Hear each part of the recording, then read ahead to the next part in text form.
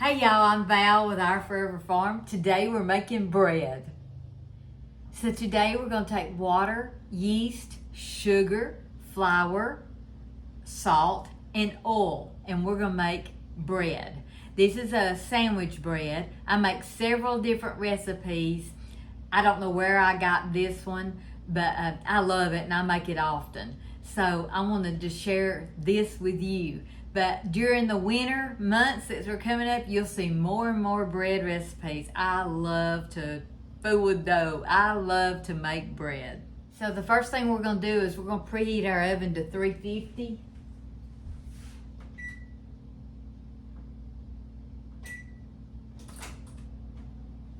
I always check my oven, make sure nothing's in it. I do have a pan in the bottom just to keep anything from spilling. So now we're going to prepare our pans. These are the pans I'll be using. These are loaf pans. They're glass. I also have the metal ones. Let me show you that. I have the metal ones. Some people say they like this better. I'm not sure. These are a little bit bigger than my glass. And if I'm not wrong, I believe the glass pans are like a 9x5 or 9x6, something like that. But you use whatever you have and make your dough to fit your pan. So some people put parchment paper in this and grease the parchment paper. You're welcome to do that. I just grease my pans. So I wanted to tell you just a little bit about yeast. So you have active dry yeast. You can buy it in these envelopes. I think there's 2 1/4 teaspoons in each envelope. Check me on that because I'm not sure. I usually buy mine in bulk, and this is actually instant yeast. The difference between instant yeast and active dry has to be proofed. It means to put it in warm water, let it sit for 5 minutes or so. They say the water needs to be 110 degrees. I don't ever check mine. I just do it like bath water. Just put my finger in it, and if it doesn't burn you, then it's good.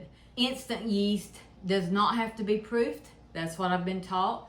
You can do your own research on this, and it can go straight into the dry ingredients. You can buy it in bulk, or you can buy it in envelopes. If you don't make much bread, this is the way I would start.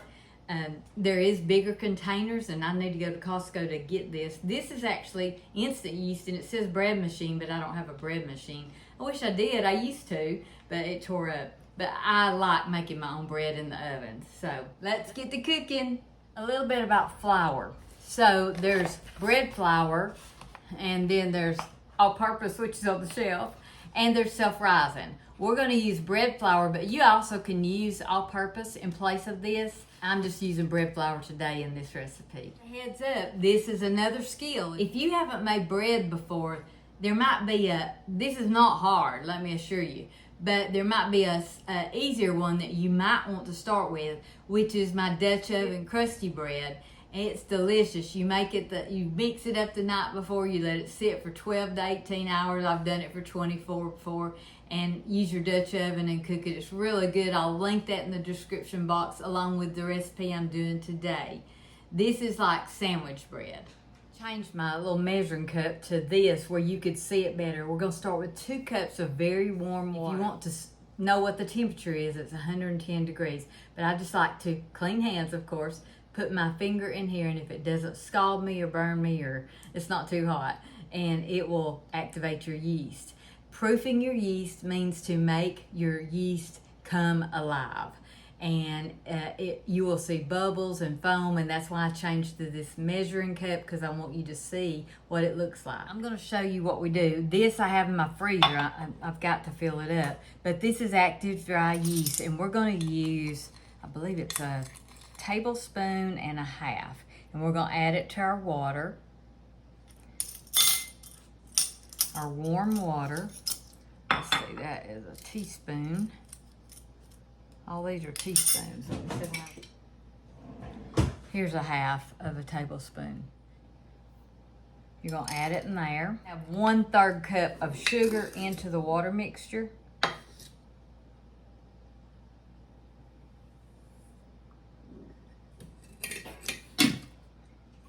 Put all this back up, and I'm just going to stir this up real gently and wait on this yeast to activate.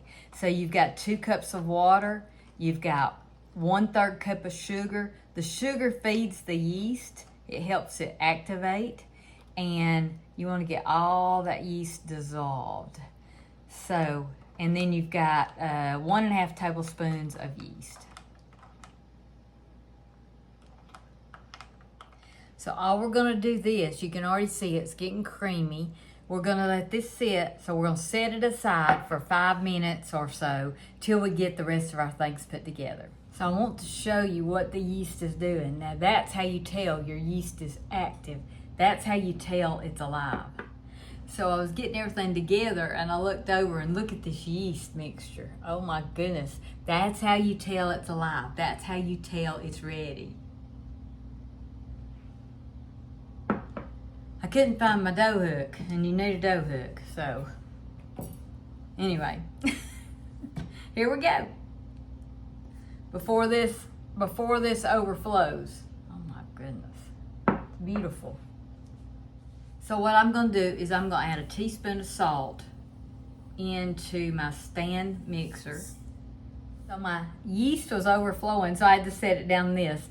If I didn't tell you, it's 5.5 cups of bread flour, and I've added it with the salt, and I've just mixed the salt and the bread flour together. I did notice that I didn't have the video on. This is just about to overflow. Now we're gonna add our yeast mixture to our flour mixture.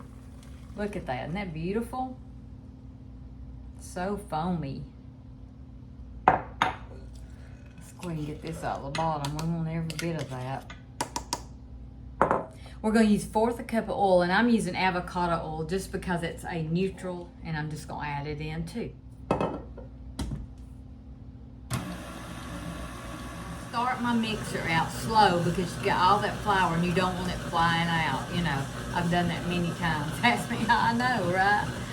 So then we've done our water, our sugar, our yeast. We've done our oil, our salt, and our flour.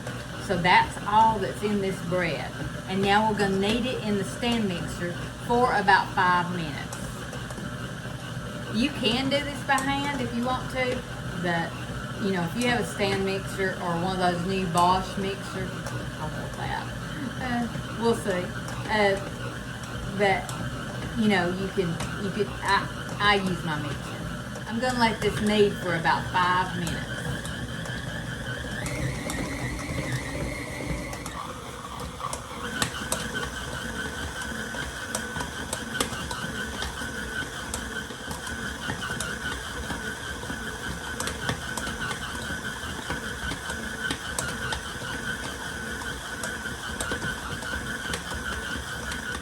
So it's been about 5 minutes, and I'm gonna turn it off and just see what I think. There's a way that I like to see if this dough's ready.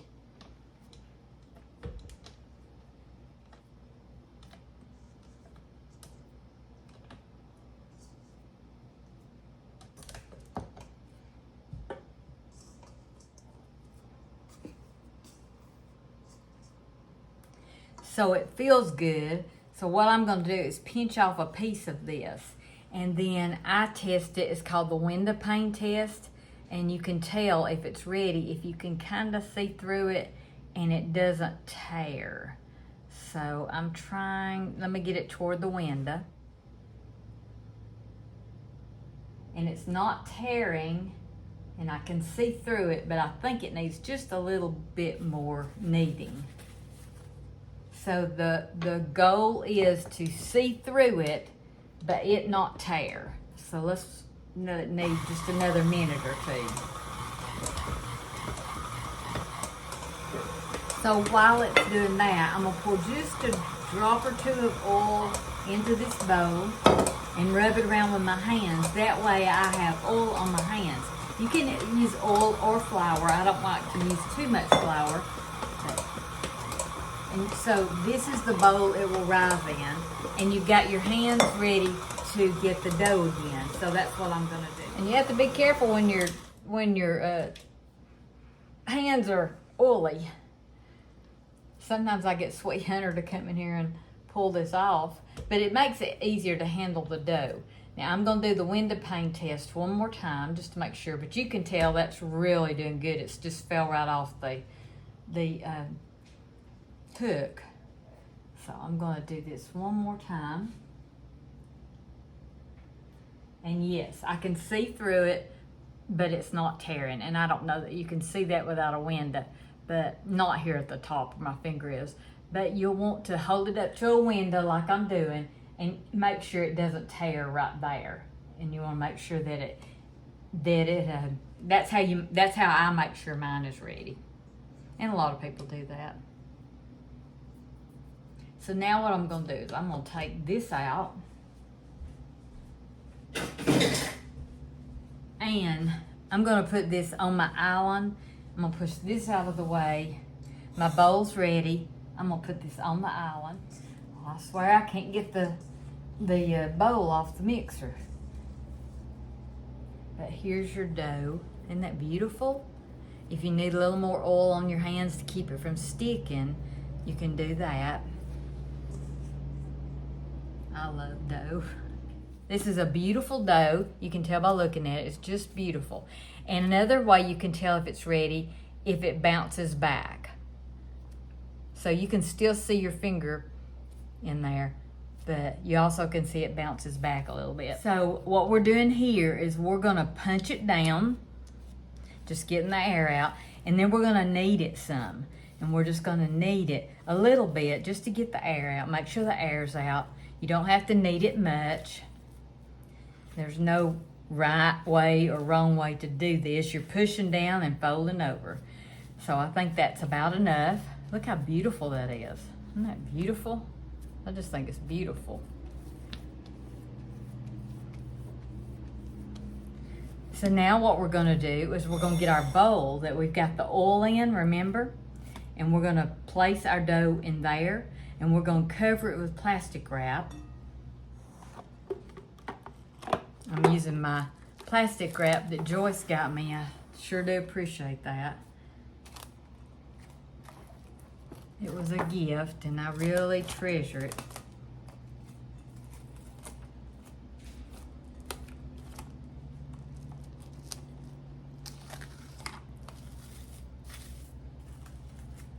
Now, the reason I put plastic wrap is just, well, I saw an ad a while ago. We don't want nothing to get on this dough. I put the plastic wrap over here. Now, I just got through cooking breakfast and I cooked sausage and gravy and biscuits for Sweet Hunter. And I'm gonna put that there and I'm gonna put a towel.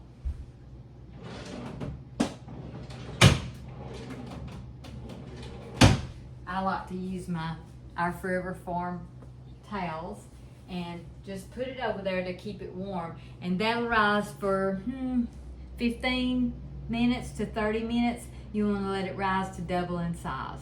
So I'm gonna clean up my mess while this is rising and then we'll go from there. Okay, I went out and fed the chicken scraps from breakfast. I cleaned up the kitchen a little bit, took the trash out, washed my hands, and now we're back to our bread. So I want to show you what it looks like. It's probably been about 20 minutes. You can see the plastic is puffed up. You can see it's doubled in size. It's beautiful. We're just gonna take this off and we're gonna just turn it out on our counter. And you could have punched it right then, but you need to punch that air out. So you can tell it's good and oily. That makes it easy. So we'll punch the air out. And then we're gonna knead it just a little bit more, just like before. You can definitely see air bubbles in it, so it definitely needs punched down and the air took out. So you're gonna fold it over. The oil makes this so easy to handle. And if you wanna stick it back in the mixer, you can, and knead it, that would be fine too. But it's quicker because you don't have to do much of it. You just wanna knead it and get the air out of it.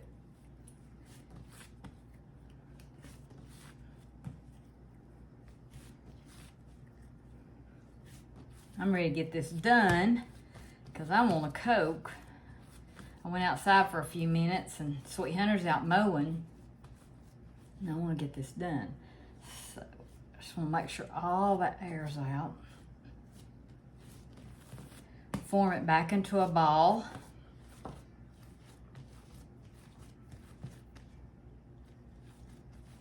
If you see any air bubbles, just pinch them out.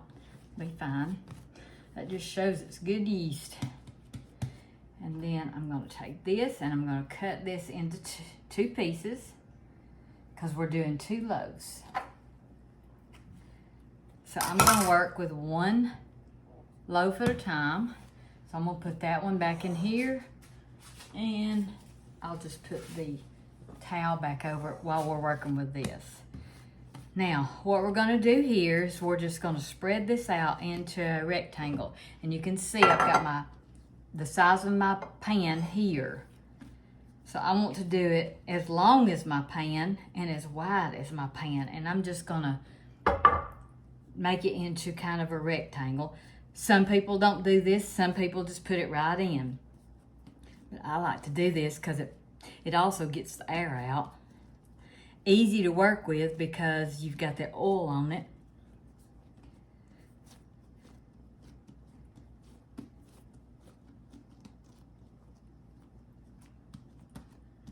Now what I'm going to do here is I'm just going to roll this up just like you would cinnamon rolls.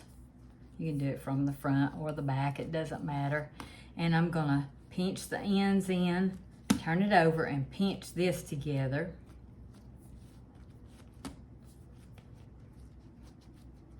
So I've got my pan here and I've sprayed it.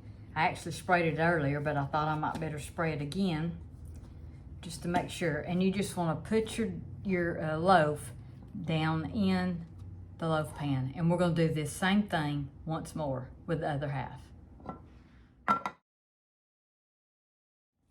So you can already see one is bigger than the other. A lot of people weigh their bread. I don't do that. This is just for us here at home. And I'm going to take my same plastic wrap that I used before and unwrap it and put it over one of these. And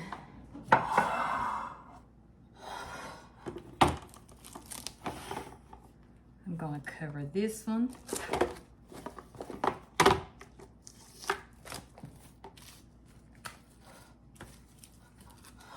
So now what we're going to do is the same thing basically. We are going to put these over here and I'm going to cover them with the same towel. I'm going to turn the light on just to make sure it's good and warm, and then we wait.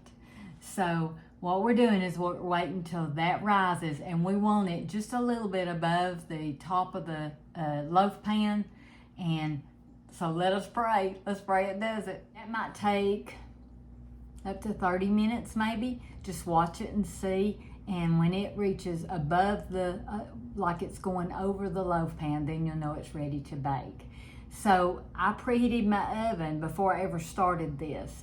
So if you think it's too long to leave your oven on, it takes me longer when I film. It takes like triple the time of making the bread when I film.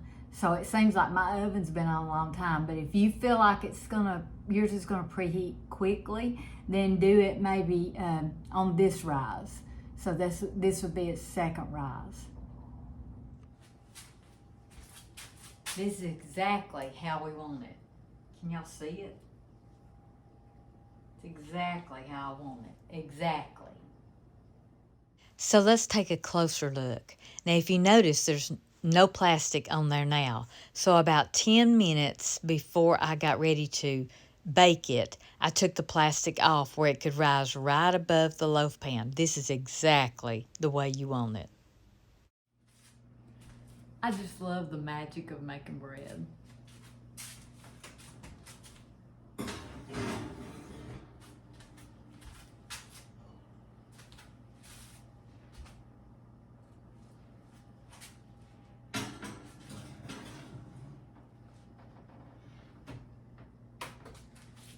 So I'm gonna set my timer for about 20 minutes, but usually it takes around 30.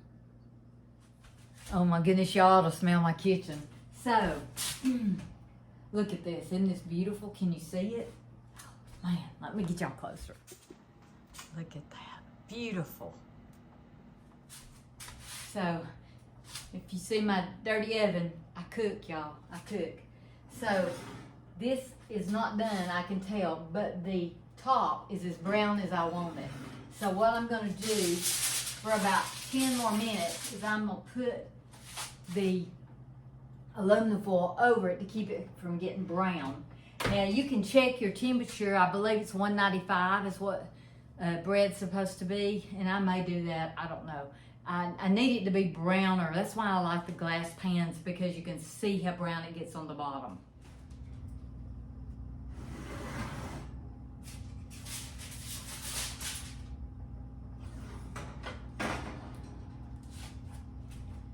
I wish y'all could smell this. It looks so good, don't it?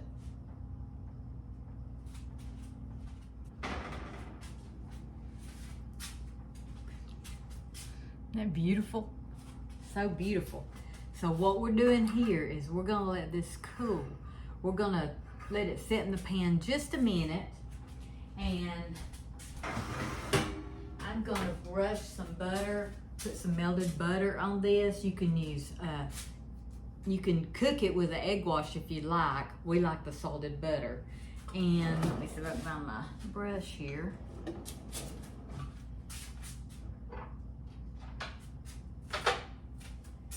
Now, like I say, you can check the temperature on this if you want to. I've made it enough where I pretty well know, you know, if it's good or not. Oh my goodness, look at this.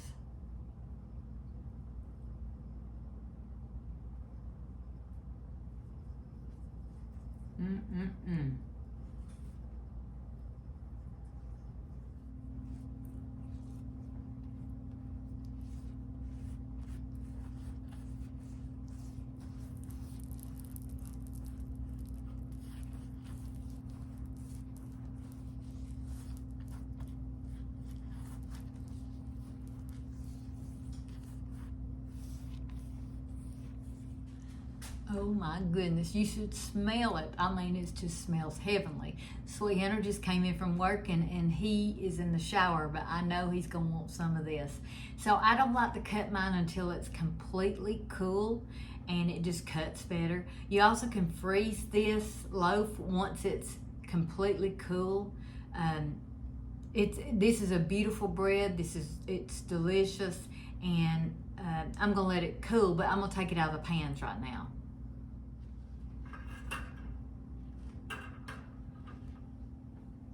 So you can see the bottom, how brown it is. Whew, that is hot, hot, hot, hot. And I'm gonna get the other one off. And this is where I let them cool. And it'll take a good probably hour for it to cool. Sweet Hunter won't wait that long. But isn't this just, whoa, I just burnt myself. Isn't that just gorgeous? I'm telling you, it's beautiful. It's beautiful. Some days I choose to make like 6 loaves, and I'll freeze 5 and use 1 for the day, and then we always have bread to eat our sandwiches, or just to eat with pasta or whatever we want to eat it with. There's nothing like homemade bread, but we're having company tonight, and so I'm gonna let this cool till they get here.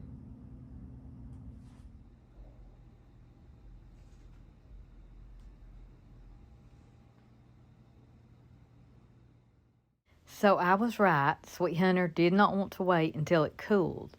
So you can see how tough it is to cut it when it's warm. If you want the perfect sandwich bread slices, you need to wait till it's completely cool. And I won't cut much of this. I'm just cutting him a couple of pieces, and I'll show you the crumb on it. It's just gorgeous. Look at that. It's just beautiful.